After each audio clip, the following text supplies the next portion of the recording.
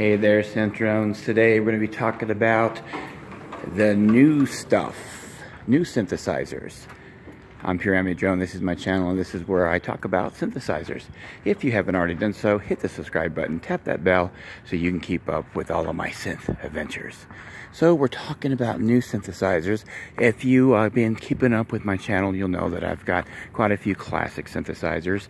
But if I was to get something different, it would have to be something new. Because I have tried so many of the classic synthesizers, not all of them, who could? And I'm pretty satisfied with the setup that I have now. With that being said, there are so many new things coming out that are so affordable. Things that really just kind of blow away some of the older stuff in many aspects, okay? So we can't just think that all old gear is perfect gear. It's not. I mean, it's actually kind of good to have a little bit of variety. It's kind of good to have a little bit of old and a little bit of new. But I'm really excited about some stuff that's coming out this year, and especially in particular with the Behringer lineup. Behringer is going to be coming out with a whole bunch of stuff, and I'm really excited. And guess what? It's remake of classic vintage gear. So that sounds like a contradiction as to what I'm saying. But what I'm saying is this stuff is going to be new built. This stuff is going to be like really nice made, okay? And because I like the quality that they've been coming out with. So with that being said,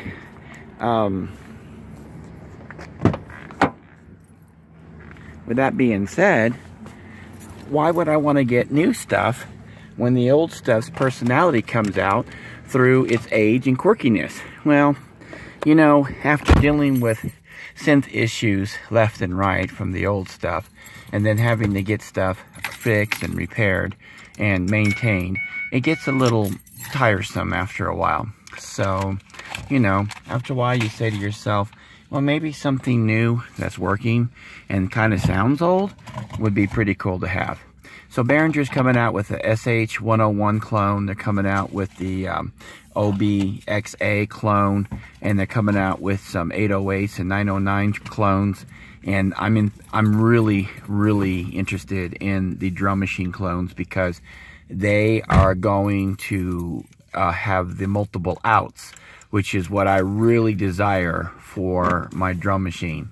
I like to have control over my EQ and compression and my panning, and I don't like to record individual tracks on my drum machine as it is now. So that's going to be interesting to have multiple outs. And I've got a 32 input mixer. I hope I have enough inputs left with all the gear that I already have. But I'm kind of excited about that. So yeah, vintage gear is really cool, and that's why Behringer's going back and making some of this stuff. But there's also a lot of cool new stuff that's coming out. You know, the Moog one, love to have that. I told you guys I would, but not for the $8,000. It's not because I can't afford it, it's because I don't want to afford it. And maybe, I don't know, you know, people will say, well, that means you can't afford it. But you know what? I've actually seen and heard professionals say that they won't go out and buy classic synthesizers when they cost $3,000 and $4,000 and $5,000 because they just cannot spend that kind of money. It's almost obnoxiously sickening to them to do that, even though they have it in their bank account to do it. And then there's something interesting, you know, is that when you buy something at that price, you got to make sure that you're going to get your return back on it, whether that's through enjoying it and or getting some kind of income from using it. So that's just a huge purchase that I really don't want to put my wallet through. But with that being said, I also think that I'm going to get some really good options through Behringer and the stuff that they're coming out with, and that's going to be really cool. See, just when you say and you make a video talking about how you're done getting synthesizers, that's when all these guys make all this really cool stuff, and you got to go back out and get it again. But I've been watching a lot of the videos of some of the biggest pros out there, and they say they never sell their gear, they never get rid of their gear, unless it was something they absolutely wasn't going to use. And there's a possibility that you can get stuff in your studio that you're never going to use, and you can trade off and use that to get something else. You know, there's nothing wrong with that. But anyway, so yeah, I'm done getting vintage gear. Gonna go ahead and start getting myself some newer stuff when it comes out, and got my eye on the Sequential Prophet Rev 2. Got my eye on that. You know, a lot of people say it sounds cold, it sounds thin, but you know, not all of our synthesizers can sound thick and gooey and have everything fit perfect in a mix. Sometimes you need that upper layer of sounds so that you can get something to cut through the mix so it doesn't sound like it's all muddied together.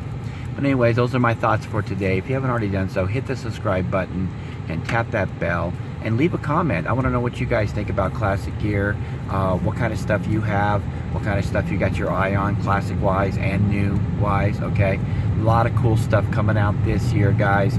And that leads me back to saying something else here real quick about the Moog 1. It's a fantastic machine. I would love to have one, but with $8,000, there's so much stuff coming out. I would hate to have that kind of money into one synthesizer, when with $8,000 in today's market for new stuff, you could build yourself an incredible studio with $8,000. You really could.